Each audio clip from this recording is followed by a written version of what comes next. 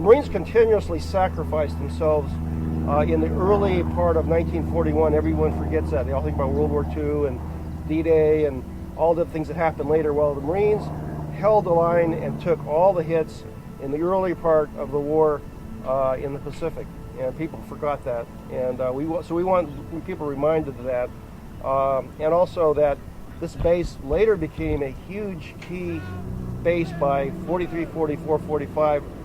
There's photographs out here. There's huge B-24, B-25 four-engine transports parked right here. Massive amounts of traffic. And in fact, at one point, between this base and I believe the Navy base, this was considered the most active military or active airport in the world. It had the highest record of aircraft landings and takeoffs. So when you see the picture of this place, it was huge. It extended way further out than what you see here. This was just the original 41 ramp. Massive base, numerous runways. Another thing people forget is MAR 4-Pac's original history started out here. Fleet Marine Force Pacific, all the original key battles of the Pacific were all planned. The amphibious operations were all developed here.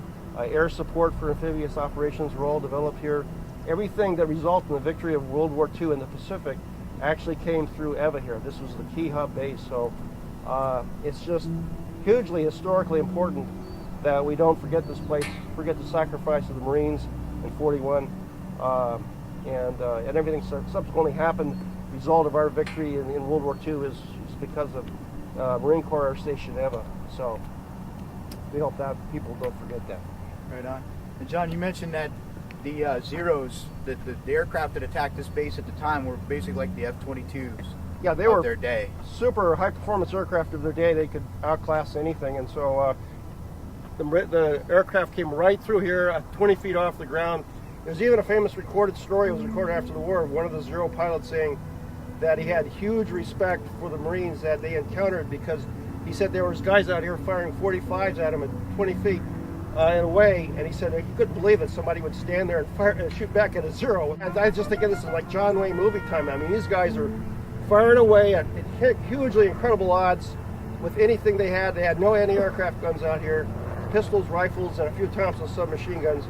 And they did everything they could to fend off this attack. And so in subsequent attacks, that's where the Marines did regroup out here with rifles. And as later planes came over from Pearl Harbor after bombing Pearl Harbor, they did a pretty good job of fending them off, and several Japanese planes were shot down around here. So they did get some payback.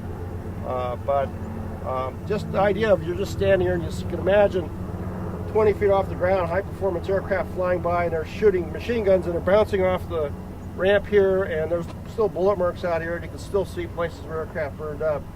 And all this stuff is going on. A guy jumps into a burning SPD into the back seat with a machine gun and starts firing back, and then he gets strafed and killed. There's guys jumping into ambulances and fire trucks.